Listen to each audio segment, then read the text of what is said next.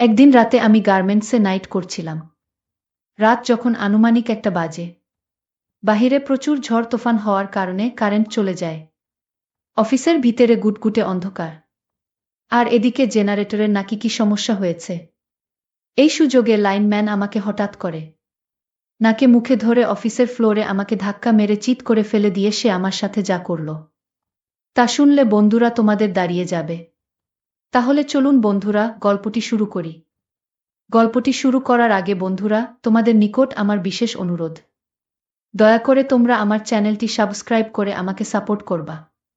Hello বন্ধুরা, আমি তাহিয়া সুলতানা বন্যা। তবে সবাই আমাকে বন্যা নামে ডাকে। গোপনীয়তা রক্ষার জন্য আমি আমার ছদ্মনাম ব্যবহার করলাম। বিগত 1 বছর ধরে আমি একটি গার্মেন্টস এ চাকরি করছি। আমাদের গার্মেন্টস এ একজন নতুন লাইনম্যান এসেছে। শুনেছি তার নাকি কাজের খুব অভিজ্ঞতা। আর লাইনম্যান নাকি মালিকের সুর বাড়ির কি সম্পর্কে আত্মীয় বটে। আর আমি গার্মেন্টস এর একজন অপারেটর। আমি এই গার্মেন্টস এ চাকরি করছি 1 বছর হয়ে গেছে প্রায়। আর নতুন লাইনম্যান এসেছে মাত্র 10 থেকে 12 দিন হয়েছে। তো সে অফিসে যেদিন থেকে জয়েন করেছে, সেদিন থেকে তাকে খুব বেশি একটা সুবিধাজনক বলে মনে হচ্ছে না। আসার পর থেকে সে কেমন জানি আমার প্রতি বাজে ভাবে চেয়ে থাকত। তাকে দেখলেই মনে হতো খারাপ প্রকৃতির লোক। তার নজর খুবই খারাপ ছিল। বেশিরভাগ সময় আমার বিশেষ বিশেষ স্থানে চেয়ে থাকত। সুযোগ পেলেই আমার সাথে খারাপ আচরণ করার চেষ্টা করত। চাকরি করতাম ঠিক আছে, কিন্তু একটি মাত্র লোকের জন্য সবসময় মনের মধ্যে ভয় থাকত, আতঙ্ক থাকত। কখন জানি কোনো ক্ষতি করে বসে। মাঝে মধ্যে সে কাজের নামে এসে আমার কাছে দাঁড়িয়ে থাকত। আমার কাছে দাঁড়িয়ে থেকে আমাকে কোনো কিছু বলার চেষ্টা করত, কিন্তু আমি কোনো সুযোগ দিতাম না। আমি বুঝেও না বোঝার ভান করে থাকতাম। এভাবেই চলতে চলতে প্রায় 1 মাস হয়ে গেল। না তার কোনো পরিবর্তন দেখি না। সে আমার সাথে সুযোগ পেলেই বাজে আচরণ করার চেষ্টা করত, কিন্তু পারত না। সেই সুযোগ আমি দিতাম না। কিন্তু আমিও তো একটা মেয়ে মানুষ নাকি। বারবার একটা লোক আমাকে বিভিন্নভাবে বিরক্ত করার চেষ্টা করছে। আমি কি করে নিজেকে সবসময় ধরে রাখি? মনের মধ্যে অনেক চিন্তা। আর ওই লোকটা এসব লক্ষণ কোনোভাবেই মেনে নেওয়া যাচ্ছে না। সপ্তাহখানেক পর ওই লোকটা আমাকে সরাসরি প্রেমের প্রস্তাব দিয়ে বসল। সে বলল আমাকে নাকি তার খুব ভালো লাগে। সে নাকি আমাকে খুব ভালোবাসে। আমি তার কথা শুনে আমার মাথায় যেন আসমান ভেঙে পড়ল। মনে মনে ভাবলাম জানা নেই শোনা নেই। সে বলল আর আমি মেনে নেব। আমি মনে মনে ভাবলাম, যেহেতু আমি তার অধীনে কাজ করি, যদি আমি তার সাথে প্রেমের অভিনয় না করি, তাহলে হয়তো সে আমার সাথে রাগে খারাপ আচরণ করবে, আমাকে বকাঝকা করবে এবং সুযোগ পেলেই আমাকে নষ্ট করার চেষ্টা করবে। তাই আমি তার সাথে প্রেমের অভিনয় করার চিন্তা করলাম। মনে মনে ভাবলাম আমি যদি তার সাথে প্রেমের অভিনয় করি বা প্রেমের নাটক করি, তাহলে হয়তো সে আমার সাথে ভালো আচরণ করবে। এবং যদি আমি অফিসে কাজে কোনো ভুলও হয়ে যায়, তাহলে সে আমার সাথে খুব একটা বেশি খারাপ আচরণ করবে না। অবশেষে আমি বাধ্য হলাম তার সাথে প্রেমের অভিনয় করতে। কিন্তু এই অভিনয়টাই যে আমার জীবনে কাল হয়ে দাঁড়িয়ে যাবে, সেটা আমি কখনো কল্পনাও করতে পারি নাই। যাই হোক বন্ধুরা, এরপর থেকেই তার সাথে প্রেমের অভিনয় আমার শুরু হয়। সে আমার দিকে যখন রোমান্টিক মুডে তাকিয়ে থাকত, আমিও তার দিকে তাকিয়ে থাকতাম। সে যখন আমার দিকে রোমান্টিক মুড নিয়ে তাকিয়ে থাকত, তখন আমিও তার দিকে তাকিয়ে থেকে মুচকি 2-একটা হাসি দিতাম। আর আমার হাসি দেখে সে মনে মনে হাসতে থাকত এবং সে খুব খুশি হতো। আর সে মনে মনে ভাবতে থাকে এতদিন পরে আমি আমার কাঙ্ক্ষিত উদ্দেশ্য সফল করতে পেরেছি। মনে হয় সে আমার প্রেমে রাজি হয়ে গেছে। 2 দিন পর ওই গার্মেন্টসের লাইনম্যান আমাকে বলল, শোনো বন্যা, আগামীকাল শুক্রবার। কালকে আমাদের সকলের ছুটি। আগামীকাল তুমি আর আমি পার্কে ঘুরতে যাব। অনেক মজা হবে। তুমি কি যাবা? আমি কিছুক্ষণ চুপ করে থেকে তার সাথে যেতে রাজি হলাম। কারণ আমি যদি তার সাথে না যাই, তাহলে সে ভাববে আমি তার সাথে অভিনয় করছি। তাই আমি তার সাথে একদিনের জন্য ঘুরতে যেতে রাজি হলাম। পরের দিন শুক্রবার। সে আমার জন্য অপেক্ষা করছে আর বারবার ফোন দিচ্ছে। তারপর আমি খুব সেজেগুজে খুব ভালো করে একটা রোমান্টিক মুড নিয়ে তার সাথে পার্কে ঘুরতে গেলাম। সারাদিন আমরা ঘুরলাম, অনেক মজা করলাম, অনেক কিছু দেখলাম। দেখার পর সন্ধ্যা বেলায় বাসায় চলে আসলাম। সেদিন সে আমার সাথে কিছুই করে নাই, শুধুমাত্র আমাকে যে সে অনেক ভালোবাসে সেই ভালোবাসার কথাগুলো প্রকাশ করেছে, খুব বিনয়ের সাথে। তার মধ্যে আগের যে লক্ষণগুলি দেখতাম সেটা আস্তে আস্তে পরিবর্তন হতে লাগল। তার মধ্যে আগে যে খারাপের লক্ষণগুলো ছিল, আমি তার সাথে প্রেমের অভিনয় করার ফলে তার মন থেকে সকল প্রকার খারাপ চিন্তা ভাবনা উঠে গেল। আমি তাকে আগে যতটা খারাপ মনে করতাম, কিন্তু ওই দিন তার সাথে ঘোরাঘুটির পর আমার কাছে মনে হলো সে ততটা খারাপ না। মূলত সে আমাকে যে ভালোবাসে, সে আমাকে যে মন থেকে পেতে চায়, আমার মনে হয় সেটাই তার ভালোবাসার বহিঃপ্রকাশ। তারপর থেকেই তার সাথে আমার চলে নিয়মিত প্রেমের অভিনয়। অভিনয় করতে করতে তার সাথে যে কখন বাস্তবে প্রেমে পড়ে গেলাম তা কখনো কল্পনাও করতে পারি নাই।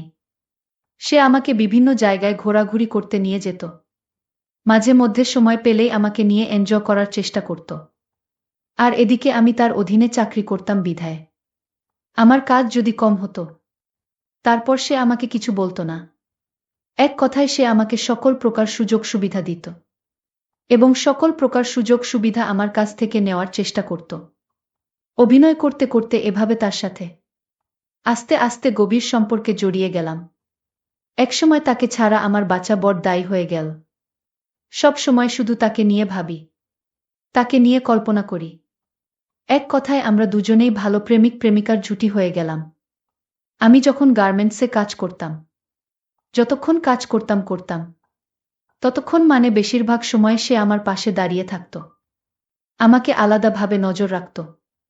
আমার প্রতি তার এরকম ভালোবাসা দেখে সত্যিকার অর্থে আমি তার প্রেমে পড়ে গেলাম। তাকে নিয়ে আমি স্বপ্ন দেখা শুরু করলাম। এইভাবে তার সাথে আমার প্রেমের সম্পর্ক চলতে থাকে। সে আর আমি একসাথে চাকরি করি আর ছুটিয়ে প্রেম করতে থাকি। একদিন বন্ধুরা, আমার গার্মেন্টসে নাইট ছিল। রাতের বেলায় আমি কাজ করছিলাম। রাত তখন 1টা বাজে। বাহিরে প্রচুর ঝড় বৃষ্টি হচ্ছে, সেজন্য কারেন্ট চলে গেছে। আর জেনারেটরেও নাকি কি যেন সমস্যা হয়েছে, তাই জেনারেটর আর স্টার্ট করতে পারে নাই। তাই পুরো ফ্লোর গুটগুটে অন্ধকার হয়ে আছে। হঠাৎ আমি অনুভব করলাম কেউ যেন আমাকে টেনে নিয়ে কোথায় যাচ্ছে। পরক্ষণেই আমি বুঝতে পারলাম সে আর কেউ নয়, সে আমারই প্রেমিক সুবল। সেদিন আমি তার এই অবস্থা দেখে আমি খুব ভয় পেয়ে গেলাম আর বলতে লাগলাম, সুবল তুমি কি করছা? তখন সুবল আমার মুখ চেয়ে ধরে বলল, চুপ। তারপর আমি তাকে ভয়ে চুপ হয়ে রইলাম। তারপর রাতের অন্ধকারে সে আমার একটি গোপন জায়গায় নিয়ে ধাক্কা মেরে ফেলে দিল। তারপর আমি বললাম, সুবল তুমি না আমাকে ভালোবাসো, তাহলে তুমি আমার সাথে এই রকম করছো কেন?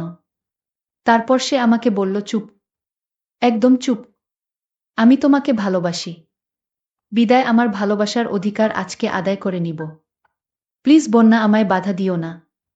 তারপর সে আমাকে এক প্রকার জোর করে আমার সব কিছু দুমড়ো মুচড়ো করে ফেলতেছে। তখন আমি মনে মনে ভাবলাম, আজকে সে আমার সাথে যে রকম করতেছে, এখন যদি আমি তাকে বাধা দেই তাহলে হয়তো সে আমাকে মেরে ফেলবে, নাইলে সে আমার সাথে জোর করে আমার ভয়ঙ্কর কিছু করে ফেলবে। তাই আমি তাকে বাধা দিলাম না। তারপর সে আমাকে তার ইচ্ছামতো প্রায় 1 ঘন্টা লাগাত লন্ডভন্ড করে ফেলেছিল। কি বলবো বন্ধুরা, জীবনের প্রথম আমি এই পরিস্থিতিতে পড়েছিলাম। পরের দিন আমি সমস্ত শরীরে ব্যথা অনুভব করছি, বিশেষ করে নির্মাংসে প্রচুর ব্যথা অনুভব করছি। আমি হাঁটতে পারছিলাম না। তো প্রায় 2-3 দিন পর্যন্ত আমার এই ব্যথা ছিল। কিন্তু সে প্রায় ফোন করে আমার খবর নিত, আমাকে দেখার জন্য পাগল হয়ে গেল। তারপর সে অফিস শেষ করে আমাদের বাসায় চলে আসলো আমাকে দেখার জন্য। সে এসেই আমার কাছে ভুল স্বীকার করল। সে অনুশোচনায় ভুগতে লাগল আর বলল, দেখো বন্যা, সেদিন আমার মাথা ঠিক ছিল না। আমি একটু অন্যমনস্ক হয়ে গেছিলাম বিদায়। এরকম ধরনের একটা ভুল হয়ে গেছে, আর কোনোদিন এরকম হবে না। তুমি আমাকে ক্ষমা করে দাও। আমি বললাম, কিসের ক্ষমা? আমার জীবনের সবচেয়ে দামি সম্পদ কেড়ে নিয়েছো তুমি, আর বলছো তোমাকে আমি ক্ষমা করে দিতাম? তারপর সুবল আমাকে বলল, বন্যা, কি করলে তুমি আমাকে ক্ষমা করবে? আমি বললাম, আমাকে তোমার বিয়ে করতে হবে। আর তা না হলে কোনোদিনও আমি তোমাকে ক্ষমা করব না। তারপর আমাকে বলল, ঠিক আছে বন্যা, আগামীকালকে তুমি রেডি থেকো। আগামীকালকে তোমাকে আমি বিয়ে করব। পরের দিন আমি বাবা মা ভাই বোন কাউকে না জানিয়ে আমি আর সুবল একলা একলা গিয়ে কাজী অফিসে বিয়ে করে ফেললাম। কিন্তু এই বিয়েটাই ছিল আমার জীবনের সবচেয়ে বড় ভুল। আমি তো তাকে চিনতাম না, আমি তো তাকে জানতাম না। সে যে তার দেশের বাড়িতে আরেকটা বিয়ে করেছে, তার একটা বাচ্চাও আছে।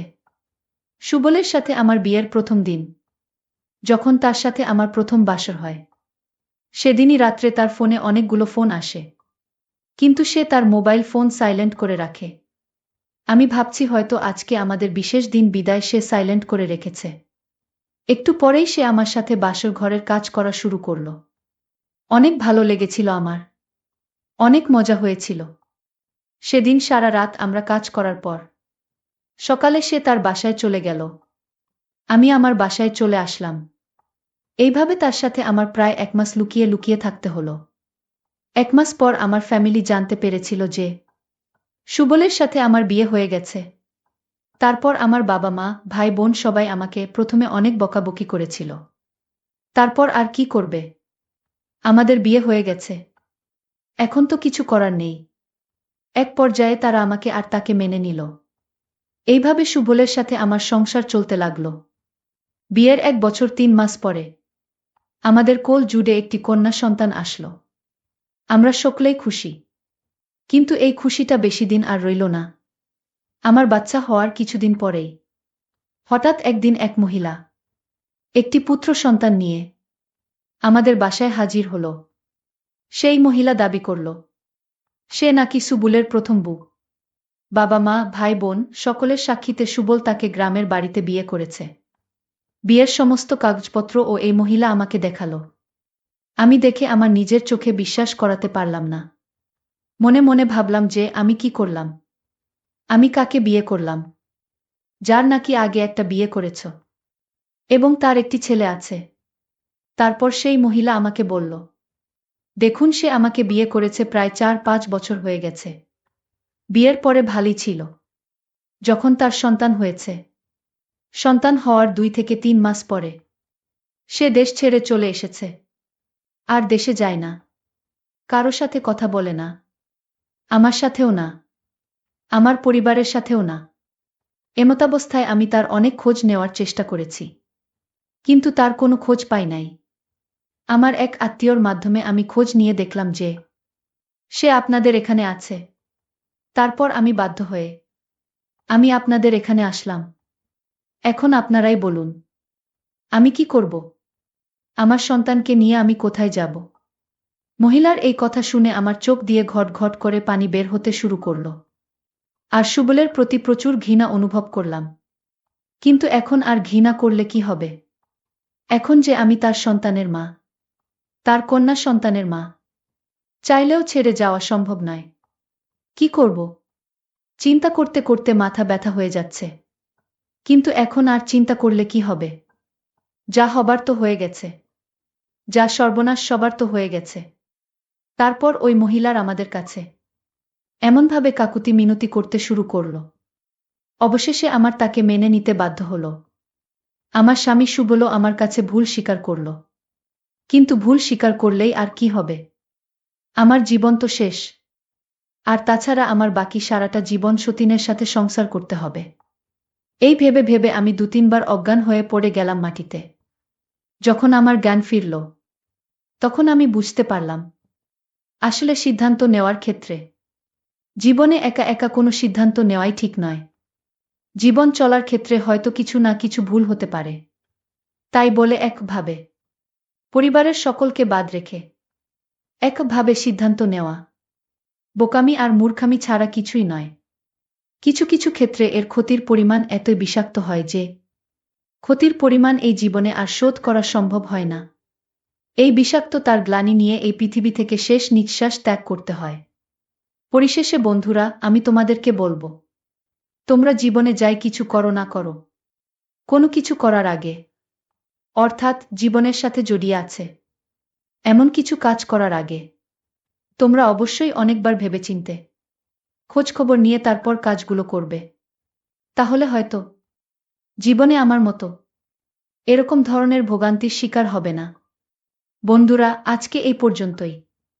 ভিডিওটি যদি ভালো লাগে তাহলে একটি লাইক দিন। আর তোমরা যদি এইরকম ধরনের ইন্টারেস্টিং ভিডিও পেতে চাও তাহলে দয়া করে আমার চ্যানেলটি সাবস্ক্রাইব করো। পরিশেষে তোমাদের সকলের সুস্বাস্থ্য কামনা করি। ভিডিওটি দেখার জন্য তোমাদের সকলকে অসংখ্য ধন্যবাদ।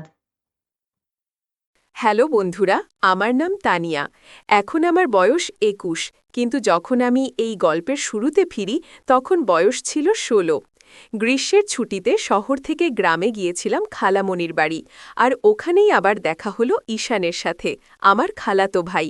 ছোটবেলায় আমরা একসাথে লুকোচুরি খেলতাম, পুকুরে ঝাঁপ দিতাম, এমনকি আম কুড়াতে গিয়ে কতবার ধরা খেয়েছি দাদুর কাছে। কিন্তু এবার ঈশান যেন অনেক বদলে গেছে। তার চোখে একরকম গভীরতা, আর হাঁটায় যেন এক অদ্ভুত আকর্ষণ। আমি বুঝতে পারলাম এবার ওকে দেখতে দেখতে আমার বুক কাঁপে, মাথা ঘুরে যায়। আমি যেন আর শুধু তানিয়া নেই, আমি এখন এক মেয়ের চোখে ওকে দেখি, একজন নারী হয়ে উঠেছি। একদিন দুপুরে কেউ ছিল না বাড়িতে। ঈশান ছাদে বসে গিটার বাজাচ্ছিল। আমি ধীরে ধীরে গিয়ে পাশে বসলাম। এই গানটা কাকে ভেবে বাজাচ্ছিস? আমি জিজ্ঞেস করলাম।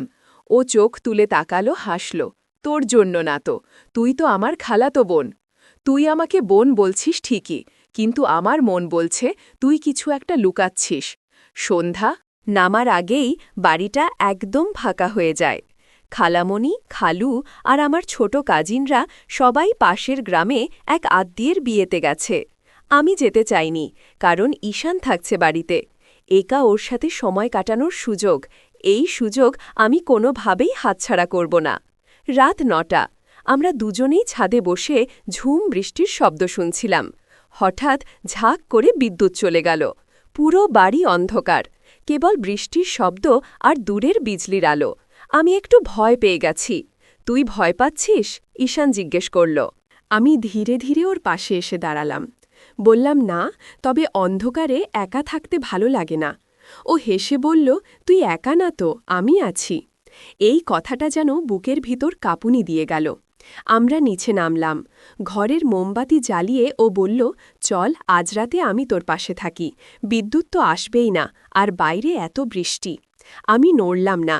একরকম ইচ্ছা হচ্ছিল ও থাকুক, আমার খুব কাছে থাকুক। রাত ১১টা। আমি আর ঈশান এক ঘরে, বিছানার মাঝখানে একটা বালিশ দিয়ে আলাদা করলেও দুজনের নিঃশ্বাসই শুনতে পাচ্ছি আমি। তার ঘ্রাণ, তার উষ্ণতা এতটা কাছে। হঠাৎ আমার হাতটা বালিশের ওপাশে চলে যায়। আমার আঙুল গিয়ে ওর হাতে। ও না সরিয়ে উল্টো ধরে রাখল। আমার বুক কাঁপছে, ঠোঁট শুকিয়ে আসছে। ভাই ঈশানের কণ্ঠ যেন ফিসফিস করে ডাকে, এই রাতের কথা কি মনে রাখবি? আমি আস্তে করে বলি, এই রাত ভুলব না, যদি তুই সত্যিটা বলিস। তুই কি আমায় কখনো অন্য চোখে দেখেছিস? এক মুহূর্ত নীরবতা, তারপরও বলল, আমি তোর চোখে শুধু বোন দেখি না, আমি দেখি আমার অজানা চাওয়া। বলা মাত্র ঘরটা নিস্তব্ধ, কেবল মোমবাতির টিমটিমে আলো আর বাইরের বৃষ্টির শব্দ। আমরা দুজন পাশাপাশি শুয়ে আছি, মাঝখানে সেই বালিশটা আর নেই। আমার শরীরের প্রতিটি কোষ যেন জেগে উঠেছে, আর ঈশানের নিঃশ্বাস আমার গালের খুব কাছে এসে লাগছে। একসময় আমি ফিসফিস করে বললাম, ঈশান, ঘুমাসনি? ও বলল, তুই যে এত কাছে, ঘুম আসছে না। আমাদের মাঝখানে শব্দ নেই, কিন্তু অনুভবের ঢেউ এত জোরে উঠছে যেন মোমবাতিটা কাঁপছে। একসময় আমি একটু নড়লাম আর ওর কাঁধ ছুঁয়ে ফেললাম। একটা শিহরণ বয়ে গেল আমার সারা গায়ে। আমি থেমে গেলাম, কিন্তু ঈশান থামল না। ও আমার কানের খুব কাছে এসে ফিসফিস করে বলল, তোর গায়ের গন্ধটা আমার সব হুঁশ কেড়ে নিচ্ছে তানিয়া। আমি চোখ বন্ধ করে ফেললাম। ও আমার গাল ছুঁয়ে দিল আলতু করে, সাবধানে। কোনো শব্দ নেই, কিন্তু আমাদের নিঃশ্বাস দুটো এত ঘন হয়ে গেছে যেন কেউ শুনলেই বুঝে যাবে এই ঘরে কিছু হচ্ছে। তারপর আমার ঠোঁটের ওপর ওর আমূল আর ফিসফিস করে বলল, চুপ, এখন কিছু বলিস না, শুধু এই মুহূর্তটা। থাক, আমার বুক ঢুকপুক করছে, আমি অনুভব করছি এই মুহূর্তেই সব কিছু বদলে যাচ্ছে, ভোর হতে চলেছে। আমি চোখ মেলে দেখি ঈশান আমার একদম পাশে। আমার চুলে ওর আঙুল জড়ানো, ঠোঁটের কোণে এক চাপা হাসি। আমি শিউরে ওঠি, এই রাতটা কি সত্যি ছিল? আমার গলার স্বর কেঁপে ওঠে। ঈশান, আমাদের তো এমন হওয়ার কথা ছিল না। ঈশান আস্তে করে উঠে বসল, আমার চোখে চোখ রেখে বলল, তুই শুধু আমার খালাতো বোন না তানিয়া, তুই আমার প্রথম শেষ সব কিছু। তোর চোখে যেই জাদু আমি দেখেছি, সেটা কোনো সম্পর্কের নিয়ম মানে না। ওর কণ্ঠ এক দৃঢ় ছিল, আমি কিছু বলতে পারলাম না। ও বলল, এই কথা কেউ জানবে না, কেউ বুঝবেও না, কিন্তু তুই কি পারবি ভুলে যেতে গতরাতে সব কিছু? আমি চোখ বন্ধ করলাম, পারব না, একটুও না। এই প্রথম আমি অনুভব করলাম আমি ওর ভালোবাসা চাই, পূর্ণভাবে নিজের করে। তার পরের দিন সকালে খালামণি ফিরে এলেও কিছু টের পায়নি। আমার আর ঈশানের মধ্যে যে ঢেউ চলছে সেটা কারও চোখে পড়ে না, কিন্তু আমরা দুজন জানি আমরা আর সেই আগের বোন ভাই নেই। রাত চাঁদির কোণে বসে আমি ফিসফিস করে বললাম, ঈশান, আমরা কি ভুল করছি? ও বলল, ভালোবাসা যদি ভুল হয় তবে আমি ভুল করতেই চাই। দিন কেটে যাচ্ছে, আমরা একই বাড়িতে একই উঠোনে হাঁটি, একসাথে খাই, কিন্তু এখন আমাদের সম্পর্কটা আর আগের মতো স্বাভাবিক নয়। এক চোখে চোখ পড়তেই বুকের ভেতর ধক করে ওঠে। এক টুকরো চুল কানে পুলে দিতে গেলে আঙুল ছুঁয়ে যায়, আর সেই স্পর্শে শরীর কেঁপে ওঠে। আমরা কারো সামনে কিছু বলি না, কিন্তু চোখ চোখ সব বলে দেয়। এক দুপুরে দোয়া। আমি বারান্দায় দাঁড়িয়েছিলাম। ঈশান উঠানে দাঁড়িয়ে হঠাৎ চোখে চোখ পড়ল। তখন আশেপাশে কাজের লোক ছিল। আমি কিছু বলতে পারলাম না, শুধু তাকিয়ে থাকলাম। ও তাকিয়ে থাকল। চোখে ছিল অনুরোধ, আকুতি আর এক চরম তৃষ্ণা। ওর চোখ বলছিল, এসো, কথা না বলো, শুধু একবার পাশে বসো। আমার চোখ জবাব দিল, চাইলেও পারি না। এই সমাজ, এই নাম, এই সম্পর্ক সব বাধা। প্রতি রাতে ছাদে গিয়ে দেখা করি আমরা দুজনে, কারো নাজরে না পড়ে চুপচাপ। কেউ কিছু বলে না, শুধু বসে থাকি। পাশাপাশি তখন হঠাৎ ঈশান বলল, তুই জানিস তোর চোখের ভেতরে একটা গল্প আছে যেটা আমি পড়তে পারি, কিন্তু কেউ শুনতে পায় না। আমি হাসলাম, তুইও তো কথা বলিস না, তোর চোখে কষ্ট দেখি, কিন্তু ঠোঁটে সব চাপা। ঈশান চুপচাপ আমার দিকে তাকিয়ে থাকল। একসময় ও বলল, তুই যদি বলিস আমি সব ছেড়ে দিতে পারি, সমাজ, সম্পর্ক, নিয়ম, সব। আমি ওর চোখে তাকালাম। ভয় ছিল, দ্বিধা ছিল, কিন্তু ভালোবাসার চেয়ে বড় কিছু ছিল না। আর তখন রাত অনেকটা গড়িয়ে গেছে, চাঁদের আলো ছাদে ঝরে পড়ে নিঃশব্দে। আমি আর ঈশান পাশাপাশি বসে আছি, কারও মুখে কোনো শব্দ নেই, কেবল দুজনের নিঃশ্বাস, ঘন মন, দুলানো নীরবতা। এই নীরবতাও যেন কথা বলে। তানিয়ার মনে চলছে দ্বিধা, এই অনুভব যদি সত্যি হয় তবে কি আমি সমাজের সামনে দাঁড়াতে পারব? আর ঈশান তাকিয়ে আছে এমনভাবে যেন সে সেই জবাব এক পলকেই বুঝে ফেলতে চাইছে। হঠাৎ বাতাসে আমার চুল ওর কাঁধে এসে পড়ে। আমি একটু সারাতে যাই, কিন্তু ও হাত দিয়ে চুলটা আলতো করে ছড়িয়ে দেয়। তখনই ওর আঙুল আমার গালের কাছে 1 সেকেন্ড বেশি থেকে যায়। শরীর থমকে যায়। কিছু বলি না আমি, কেবল চেয়ে থাকি ওর চোখে। চোখে চোখ, নিঃশ্বাসে স্পর্শ, শব্দে একেবারে নীরবতা। এই মুহূর্তটাই যেন সবচেয়ে প্রবল। ঈশান আস্তে বলল, তোর এই নীরব চোখ আমাকে এমন জায়গায় নিয়ে যায় যেখান থেকে আমি আর ফিরতে চাই না। আমার ঠোঁট শুকিয়ে আছে, আমি কেবল ওর হাতটা চেপে ধরি। আমার কেউ চুম্বন করি না, কেউ কোনো লাইন পার করি না। তবু সেই নীরবতা আমাদের মাঝখানে এমন কিছু রেখে যায় যেটা শব্দের চেয়েও জোরালো। বাড়িতে এক চরম অশান্ত আবহাওয়া ঢুকে পড়ল। মা বাবা আমার জন্য পাকা বিয়ের দিন ঠিক করেছে।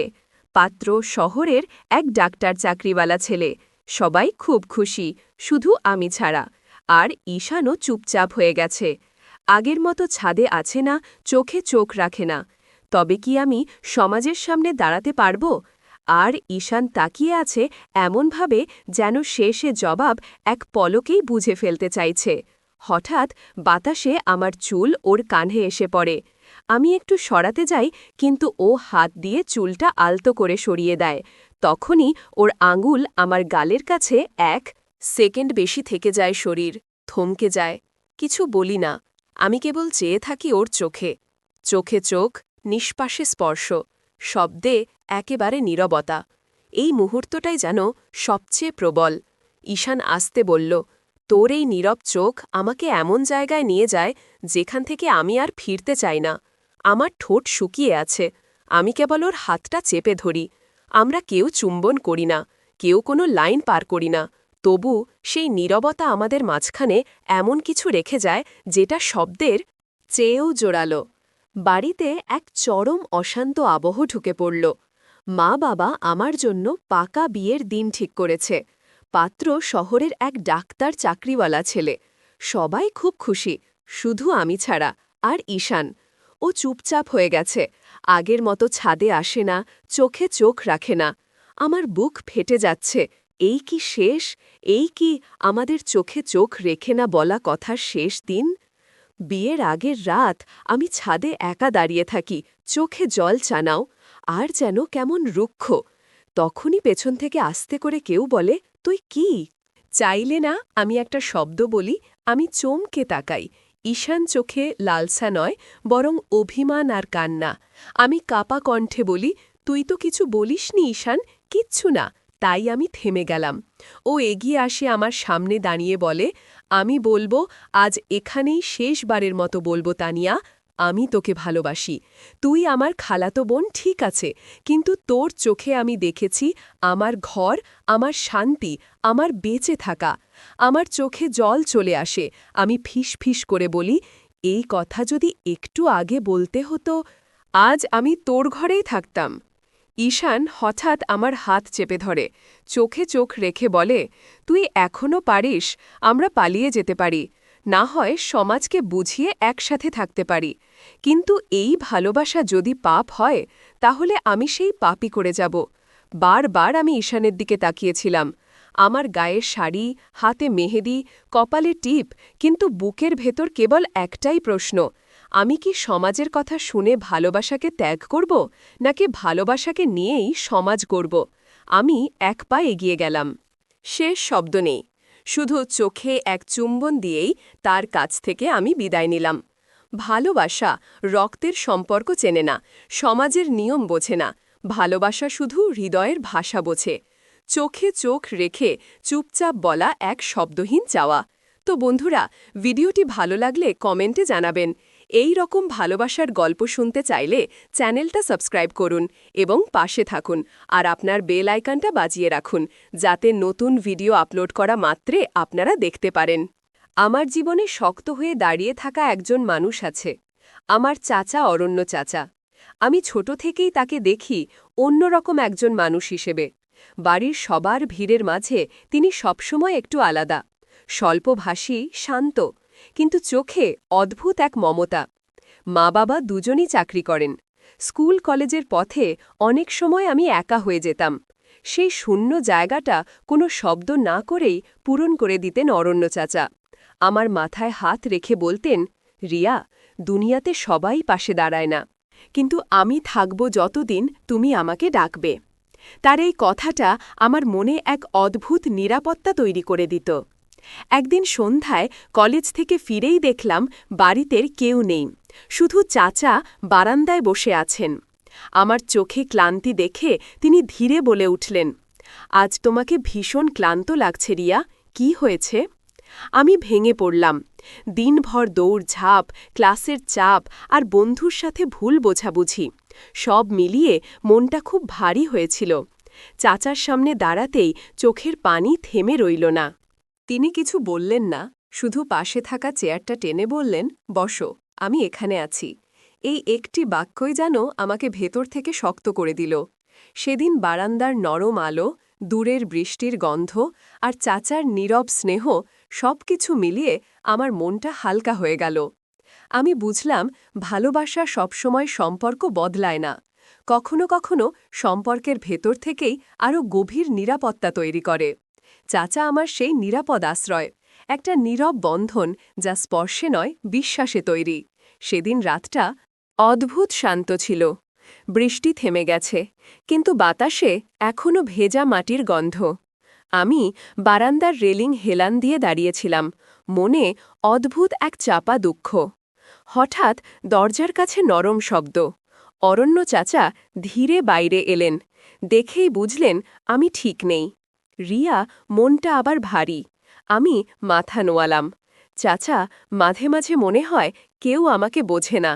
চাচা কিছুক্ষণ চুপ করে রইলেন, তারপর খুব শান্ত স্বরে বললেন, সবাই বোঝার জন্য জন্মায় না রে, কিন্তু যাদের বোঝার ক্ষমতা থাকে তারা কখনো হাত ছাড়ে না। না, তার এই কথাগুলো এমনভাবে মনে গেঁথে গেল, মনে হলো এ যেন আমার জন্যই বলা। চাচা বারান্দার বেঞ্চটায় বসতে বললেন। আমি বসে পড়লাম। হাওয়ার দোলা আমার চুল উড়িয়ে দিচ্ছিল। চাচা সেই চুলগুলো আস্তে সরিয়ে দিলেন, একটা অভিভাবকের মতো, এক উষ্ণ আশ্বাসের মতো। তুই যা অনুভব করছিস তা দুর্বলতা নয় রিয়া, এটা তোর ভেতরের গভীরতা। মানুষ গভীর হলে তাড়াতাড়ি ভেঙে পড়ে না, শুধু বেশি অনুভব করে। ওই মুহূর্তে আমার গলা ধরে এলো। চাচার কথাগুলো যেন অনেক দিন চাপা থাকা কষ্টগুলো গলিয়ে দিচ্ছিল। আমি হালকা স্বরে বললাম, চাচা, আপনি থাকেন বলেই মনে হয় সব ঠিক হয়ে যাবে। অরণ্য চাচা একটু হেসে বললেন, আর থাকতে দেবি না। কথাটা ছিল সহজ, কিন্তু এর ভেতরে ছিল এক অপার মমতা, এক নীরব প্রতিশ্রুতি। আমরা বেশ কিছুক্ষণ কিছু না বলে পাশাপাশি বসে রইলাম, শুধু বৃষ্টি পরবর্তী নীরবতা আর আমাদের নিঃশ্বাসের শব্দ। সেই রাতেই আমি অনুভব করলাম, ভরসা শব্দে নয়, উপস্থিতিতেই তৈরি হয়। চাচার নীরবতা আমার জন্য সবচেয়ে নিরাপদ আশ্রয় হয়ে উঠল। পরের দিন সকাল থেকেই মাথাটা ভার লাগছিল। কলেজে পরীক্ষা ছিল, কিন্তু মনটা এত পাথর হয়েছিল যে পড়ার বইটাও ছুঁতে ইচ্ছে করছিল না। মাঝে মাঝে মনে হচ্ছিল আমি যেন একা, সব শব্দ, সব মানুষ দূরে সরে যাচ্ছে। দুপুরে হঠাৎ ফোন এলো বন্ধু মিথিলা, কাঁদতে কাঁদতে বলল, আমার সম্পর্কে নাকি কেউ মিথ্যে কথা ছড়িয়েছে কলেজে। হঠাৎ পৃথিবীটা স্তব্ধ হয়ে গেল, গলায় কিছু আটকে গেল। আমি কথা বলতে পারছিলাম না। বাড়ির ভেতর ঢুকতেই অরণ্য চাচা বুঝে গেলেন, না বললেও আমার মন ভেঙে গেছে। তিনি সামনে দাঁড়িয়ে ধীরে জিজ্ঞেস করলেন, রিয়া, কি হয়েছে? আমি আর ধরে রাখতে পারলাম না, চোখের কোণ ভিজে উঠল, আর কোনো রকমে বললাম, চাচা, সবাই আমার সম্পর্কে বাজে কথা বলছে। আমি কিছু করিনি, তবু সবাই আমাকে কিছু বলতে না পেরে বাকিটা কান্নার স্রোতে ভেসে গেল। চাচা এগিয়ে এসে খুব ধীরে, অত্যন্ত স্নেহে আমার কাঁধে হাত রাখলেন। কোনো ভুল স্পর্শ নয়, কোনো ভুল উদ্দেশ্য নয়, একজন অভিভাবক যেমন করে ঠিক তেমন গভীর আশ্বাস। রিয়া, তুই কেন কাঁদছিস? মানুষ ভুল কথা বলে, কারণ তারা সত্যিটা জানে না। তুই কি নিজের সত্য জানিস না? আমি চোখ তুলে তাকালাম। চাচার চোখে কোনো বিচার ছিল না, শুধু ভালোবাসা আর বিশ্বাস। আমি তোকে চিনি, তোকে দেখেছি ছোট থেকে। তুই ভালো মেয়ের থেকেও বেশি, তুই শক্ত, এটা মনে রাখিস। তার স্বর এত শান্ত মনে হল। আমার সব ভয় ধীরে ধীরে গলে যাচ্ছে। চাচা আবার বললেন, কাল কলেজে যাবি, যা ঘটেছে আমরা একসঙ্গে সামলাব, আমি তোকে একা যেতে দেব না। আমি অবাক হলাম, আপনি একসাথে যাবেন চাচা? মাথা নেড়ে বললেন, মানুষ তখনই শক্ত থাকে যখন পাশে কেউ থাকে। তুই যদি চাস, আমি থাকব। মুহূর্তটা যেন থমকে গেল। আমি বুঝলাম, সম্পর্ক সবসময় রক্তের নয়, কখনো কখনো সম্পর্ক তৈরি হয় ভরসা, স্নেহ আর নির্ভরতার মাধ্যমে। সেদিন চাচার উপস্থিতি আমার সবচেয়ে বড় শক্তি হয়ে দাঁড়াল। তার নীরব আশ্বাসে আমার বুকের ভাঙা জায়গাগুলো ধীরে ধীরে জোড়া লাগছিল। সকাল থেকেই মনটা অদ্ভুতভাবে শান্ত। হয়তো কাল রাতে চাচার কথাগুলো আমাকে বদলে দিয়েছে। একটু ভরসা পেলে মানুষ কতটা বদলে যেতে পারে। আমি এবার বুঝলাম, আজ কলেজে যেতে হবে সেই একই মানুষদের সামনে, যারা গতকাল আমার সম্পর্কে মিথ্যে গল্প বানিয়েছিল। কিন্তু আজ আমি একা নই, অরণ্য চাচা পাশে আছেন। কলেজের গেটের সামনে আমি একটু থমকে দাঁড়ালাম। চাচা খুব স্বাভাবিক ভঙ্গিতে বললেন, ভয় পাস না, সত্যের সামনে গুজব টেকে না। তার কণ্ঠটা এত শান্ত, এত স্থির, মনে হলো কোনো ঝড় এলেও উনি দুলবেন না। আমরা ভেতরে ঢুকতেই কয়েকজন ছাত্রছাত্রী নিজেদের মধ্যে ফিসফিস করতে লাগল। এবার আমার বুক ধড়ফড় করছিল, কিন্তু চাচার উপস্থিতি আমাকে শক্ত করে রাখল। বিভাগীয় অফিসে চাচা খুব ভদ্রভাবে অফিসে ঢুকে বললেন, আমি রিয়ার অভিভাবক হিসেবে এসেছি। ওর সম্পর্কে কিছু অভিযোগ উঠেছে শুনেছি আমরা, সত্যটা জানতে চাই। তার গলার স্বর ছিল দি, কিন্তু কখনোই রাগী নয়, এটাই তার শক্তি। চিৎকার না করে সম্মান নিয়ে কথা বলেই তিনি সবাইকে থামাতে পারেন। অফিসার মৃদু হেসে বললেন, আসলে রিয়া খুব ভালো ছাত্রী, ব্যাপারটা ভুল বোঝাবুঝির। চাচা শান্তভাবে জিজ্ঞেস করলেন, ভুল বোঝা হলে সেটা দূর করাই তো দায়িত্ব। একজন মেয়ের সম্মান নিয়ে কারো খেলা করা চলবে না। ওনার কথায় এমন দীর্ঘতা ছিল যে পুরো ঘরটা একটু চুপ হয়ে গেল। শেষ পর্যন্ত জানা গেল যে মেয়েটা আমার উপর হিংসে করত, সেই কিছু বানানো কথা ছড়িয়েছিল। ওই মেয়েটি নিজেই পরে ক্ষমা চাইল, তার চোখে অনুশোচনা ছিল। আমি খুব ধীরে বললাম, আমি তোমাকে দোষ দিচ্ছি না, কিন্তু কোনো মেয়ের নামে এমন কিছু বলার আগে ভাবো ওটা তার জীবনে কি প্রভাব ফেলতে পারে। চাচা পাশে দাঁড়িয়েই মাথা নেড়ে বললেন, এটাই রিয়া। শক্ত কিন্তু দয়াহীন নয়। বাড়ি ফেরার পথে আমরা দুজন পাশাপাশি হাঁটছিলাম। আমি বললাম, চাচা, আপনি না থাকলে আজ আমি ভেঙে পড়তাম। উনি হালকা হাসলেন, তুই তো আমার মেয়ের মতো, তোর কান্না দেখলে আমারও খারাপ লাগে। তুই যেন কখনো নিজেকে একা না ভাবিস, আমি আছি। উনি খুব সাধারণ কথা বললেন, কিন্তু তাতে এমন গভীর স্নেহ ছিল যা আমাকে ভেতর থেকে ছুঁয়ে গেল। সেদিন বুঝলাম ভরসা সব সম্পর্কের ভিত্তি, এবং চাচা আমার জীবনের সেই ভরসার মানুষ। কলেজের সেই ঘটনাটা কাটিয়ে উঠতে আমার আরও কয়েকদিন লেগেছিল। মানুষের চোখের সামনে দাঁড়ানোই যেন কঠিন হয়ে গিয়েছিল, কিন্তু ধীরে ধীরে বুঝলাম ভরসা পেলে মানুষ আবার দাঁড়াতে পারে। আর সেই ভরসাটা আমি পেলাম অরণ্য চাচার কাছ থেকেই। সন্ধ্যায় চাচার ফোন। সেদিন সন্ধ্যায় হঠাৎ চাচার ফোন এলো। আজ কেমন লাগছে উনি জিজ্ঞেস করলেন। আমি একটু ইতস্তত করে বললাম, ভালো, তবে মনটা অদ্ভুত লাগছে। চল আজ একটু হাঁটতে যাই, চাচা বললেন, মাথাটা পরিষ্কার হবে। ওনার কণ্ঠে এত শান্তি ছিল যে না বলতে পারলাম না। পরিত্যক্ত রাস্তায় আমরা দুজন পাশাপাশি হেঁটে যাচ্ছিলাম। শীতের বাতাস, নরম আলো, যেন পুরো শহরটা ধীর হয়ে গেছে। আমি অনেকক্ষণ চুপ ছিলাম। হঠাৎ চাচা বললেন, রিয়া, সাহস মানে ভয় না পাওয়া নয়, ভয় পেয়েও এগিয়ে যাওয়া। তার কথাগুলো যেন আমার ভেতরে ঢুকে গেল। আমি হালকা হাসলাম। আপনি থাকলে সবকিছু সহজ মনে হয় চাচা। চাচা থামলেন, আমার দিকে তাকিয়ে বললেন, আমি থাকব। তুই যতক্ষণ আমাকে বিশ্বাস করিস আমি কখনো তোর পাশে থেকে সরে যাব না। তার চোখে কোনো সীমালঙ্ঘন ছিল না, শুধু গভীর স্নেহ আর দায়িত্ব। আমরা ফিরছিলাম, ঠিক তখনই হঠাৎ বৃষ্টি শুরু হলো। চাচা তড়িঘড়ি করে তার শালের অর্ধেকটা আমাকে ঢেকে দিলেন।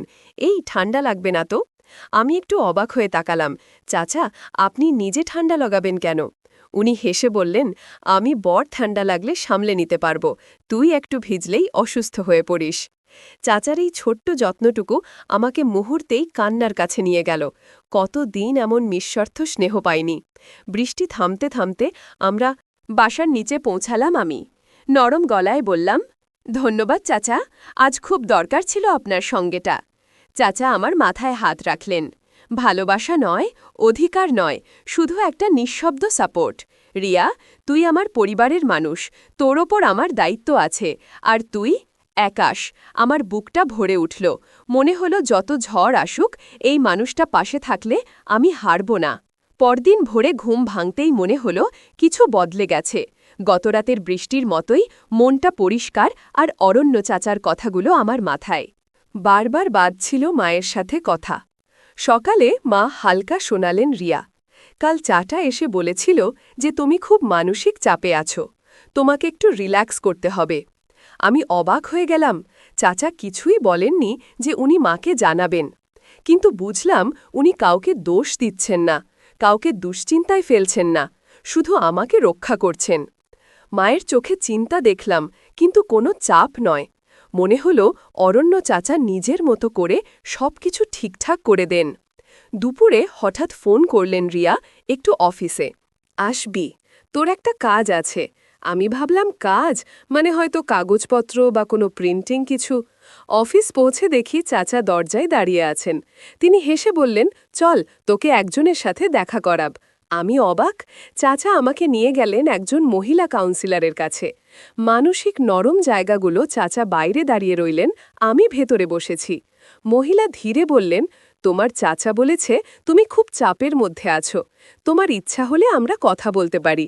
আমি প্রথমে সঙ্গীত ছিলাম, পরে কিছুটা কিছুটা করে কলেজের ঘটনার কথা বললাম। লজ্জা, ভয়, ভেঙে পড়ার সবই তিনি আমাকে বললেন। কিভাবে এগুলো মোকাবেলা করতে হবে, কিভাবে নিজেকে শক্ত রাখব। আমার মনে হলো চাচা আমাকে শুধু সাপোর্ট দিচ্ছেন না, আমার ভবিষ্যতের জন্য নিরাপদ পথ তৈরি করছেন। বাসায় ফেরার পথে চাচা আমাকে নিয়ে ফিরছিলেন। চুপচাপ কিছু কথা বলছিলেন না। মাঝপথে আমি বললাম, চাচা, এত কিছু করার দরকার ছিল না। চাচা থামলেন, উঠে থাকা বাতাসে আমার দিকে তাকালেন। রিয়া, তুই আমার মেয়ের সমান, তোর ওপর আমার দায় আছে। তুই যদি কাঁপিস আমি দাঁড়াবো, তুই পড়ে গেলে আমি তোর হাত ধরব। এটাই আমার দায়িত্ব, ভালোবাসা নয়। তার কথাগুলো এত গভীর ছিল যে আমার গলা আটকে গেল। আমি শুধু ধীরে বললাম, আপনি থাকলে সবকিছু সহজ লাগে চাচা। চাচার চোখ নরম হয়ে গেল, কিন্তু তিনি কোনো সীমা পার করলেন না। শুধু মাথায় হাত রাখলেন, আমি থাকব, যতদিন তোর দরকার। মুহূর্তটা ছিল নিঃশব্দ স্নেহে ভরা, গভীর, কিন্তু সম্পূর্ণ নিরাপদ। কিছুদিন পরে বুঝতেই পারলাম আমার ভিতরের ভাঙাচোরা অংশগুলো ধীরে ধীরে জোড়া লাগছে। আর সেই জোড়া লাগানোর পেছনে অরণ্য চাচার নীরব সাপোর্টই সবচেয়ে বড় ভূমিকা রেখেছে। আসলে এমন চাচা ওপরওয়ালা যেন সবাইকেই দেয়। তো বন্ধুরা, ভিডিওটি ভালো লাগলে কমেন্টে জানাবেন। এই রকম ভালোবাসার গল্প শুনতে চাইলে চ্যানেলটি সাবস্ক্রাইব করুন এবং পাশে থাকুন। আর আপনার বেল আইকনটা বাজিয়ে রাখুন, যাতে নতুন ভিডিও আপলোড করা মাত্র আপনারা দেখতে পান।